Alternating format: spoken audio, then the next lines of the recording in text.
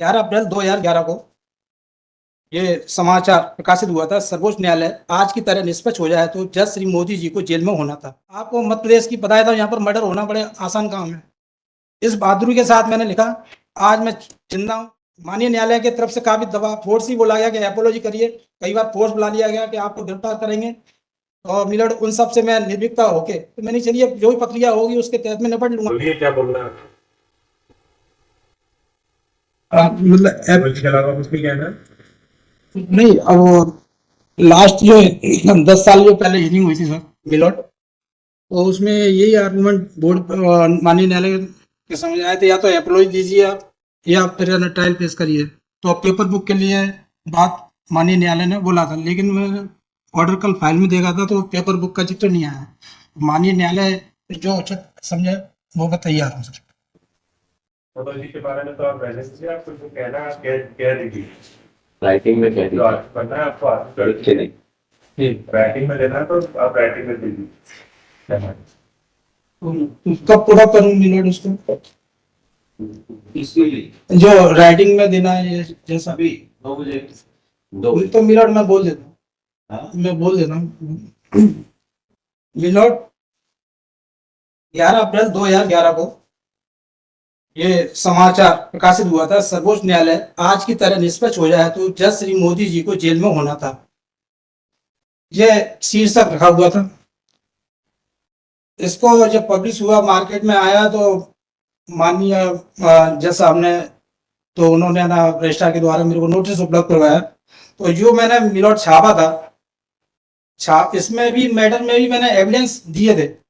ये मतलब ऐसा भाषण वाला आर्टिकल नहीं था। मिलोट ऊपर देखेंगे तो कुछ मतलब जो उनके व्यक्तिगत केस थे, एक सुप्रीम कोर्ट में भी जो ऑर्डर हुआ था उसका ही मैंने जिक्र किया था। उस आधार पे ये हेडिंग बन रही थी मिलोट।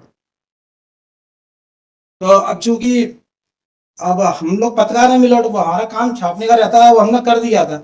लेकिन जब जुडिशियल प्रक्रिया में हमको इनसे लड़ना तो है नहीं है किसी से, तो यदि हम उसमें पार्टी बनते, जो पार्टी जो भी XYZ थी सर, तो वो लोग है ना डैमेज होते गए या वो शांत होते गए, और ये प्रक्रिया है ना शांति में चलती रही। तो उस एविडेंस को मैंने सब लिखा हुआ था।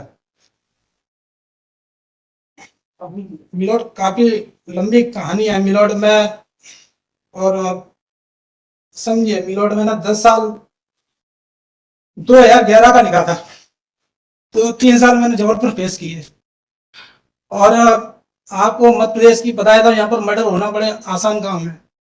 इस बहादुरी के साथ मैंने लिखा, आज मैं जिंदा हूँ, अखबार जिंदा है, और आज तक एपोलॉजी नहीं छापी चमनवाड़ी अखबार ने। माननीय न्यायालय की तरफ से काफी दबाव फोर्स ही बोला गया कि एपोलॉजी करिए। कई बार फोर्स बुला लिया गया कि आपको गिरफ्तार करेंगे, और मिलट उन सब से मैं निर्भीकता होके तो मैंने चलिए जो भी प्रक्रिया होगी उसके तहत में निपट लूंगा। लेकिन आफ्टर 10 साल बाद अब हियरिंग पे आया है, तो मेरे में शारीरिक क्षमता और मानसिक क्षमता तो है नहीं है। और मिलोट फिर भी यदि इसको टाइम वेस्ट करने के लिए कहेंगे तो जो मैंने ऑलरेडी पुटअप किया है वो सारा मेरे लिए अपने आप में तथ्य है। 3 महीने सर मिलोट इसमें पेश किए थे। पहला फाइल एफिडेविट था 22 जून 2011। सेकंड मेरा एडिशनल रिप्लाई था 27 जुलाई 2011। और तीसरा मेरा 24 एफिडेविट था विद एविडेंस, तीनों 24 अक्टूबर 2013। जैसा मिलन मेरा जबलपुर चल रहा था केस, तो फिर मैं यहाँ से चूंकि वहां 2 साल जाता रहा, परेशानी होती थी, तो मैं यहाँ पर मिलन ट्रांसफर करा लाया ग्वालियर। और यहाँ 2 हियरिंग भी लगी माननीय यूसी, जैसे यूसी मास्टर और गंगले साहब के सर। तो काफी है ना उन्होंने कहा कि एपोलॉजी करके आप, तो अब चूंकि वो हियरिंग पे लास्ट आए नहीं सर मिलोट, तो फिर मैं ना इस वजह से केस खत्म भी हो गया। और सर आप मेरी बात को अन्यथा न लें, मैं संयोगवश कल ग्वालियर था, शादियां चल रही हैं इधर, और मैं नहीं होता तो आज मेरे साथ कोई भी अनहोनी वाला ऑर्डर हो सकता था। मैं हाथ जोड़ के, और अब मैं क्या कहूँ, बहुत बड़े आदमी से टकराट हो गई। हालांकि मेरे हमारे फैमिली टर्म्स हैं, फादर से भी रहे, फादर ही मेरे एडवोकेट रहे। आप कहेंगे तो मैं लड़ने को तैयार हूँ हर तरीके से, लेकिन जाएगा वो कपड़े फटेंगे, खून निकलेगा, मर्डर तो होना ही होना, चाहे इनका होगा चाहे मेरा होगा। तो ये अरबों की संपत्ति है और माननीय न्यायालय के समक्ष कई ऑर्डर ऐसे हो चुके हैं, तो वो मेरा बोलना कंटेम्प में जाएगा, तो मैं उस चीज को नहीं दोहराना चाहता, इसलिए मैं काफी समय शांत हो गया। फिर मैंने इस मिलो लगा के कुछ ना कुछ कई हो जाती है न्यायपालिका में, SGA के गैर एबसेंट में ना आपके तहत कुछ ऐसा बैग में ऑर्डर कर लिया जाए, इसलिए मैंने PIL भी लगाई। PIL के तहत मेरी है ना 3-4 साल वो केस भी चला, सिर्फ इसलिए कहीं मेरा जी केस आया तो कहीं एबसेंट ना दिखा दें।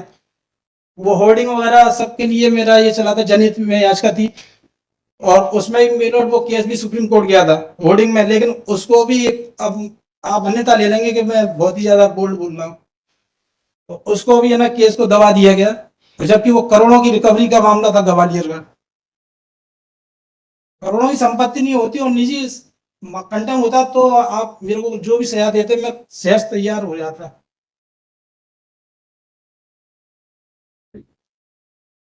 Heard the accused party for whether it's got it.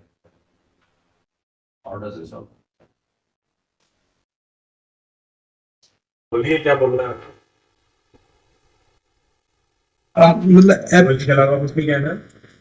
नहीं, अब लास्ट जो 10 साल जो पहले हियरिंग हुई थी सर मिलोट, तो उसमें यही आर्गूमेंट बोर्ड माननीय न्यायालय के समझ आए थे, या तो अप्रोच दीजिए आप या फिर है ना ट्रायल पेश करिए। तो पेपर बुक के लिए बात माननीय न्यायालय ने बोला था, लेकिन मैं ऑर्डर कल फाइल में देखा था तो पेपर बुक का जिक्र नहीं आया। माननीय न्यायालय जो उचित समझे वो मैं तैयार हूँ सर। फोटोलॉजी के बारे में तो आप पहले से आपको जो कहना है आप कह दीजिए। राइटिंग में कह जो आज दीजिए। पढ़ना है आपको आज के नहीं। राइटिंग में लेना है तो आप राइटिंग में दीजिए।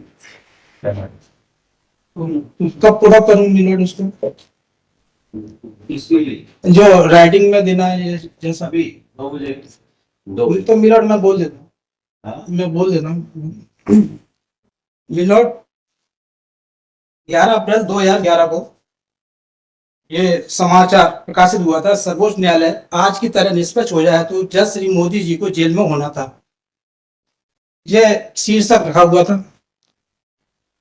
इसको जब पब्लिश हुआ मार्केट में आया तो माननीय जज साहब ने, तो उन्होंने ना रजिस्ट्रार के द्वारा मेरे को नोटिस उपलब्ध करवाया, तो जो मैंने मिलोट छापा था इसमें भी मैटर में भी मैंने एविडेंस दिए थे, ये मतलब ऐसा भाषण वाला आर्टिकल नहीं था। मिलोट ऊपर देखेंगे तो कुछ मतलब जो उनके व्यक्तिगत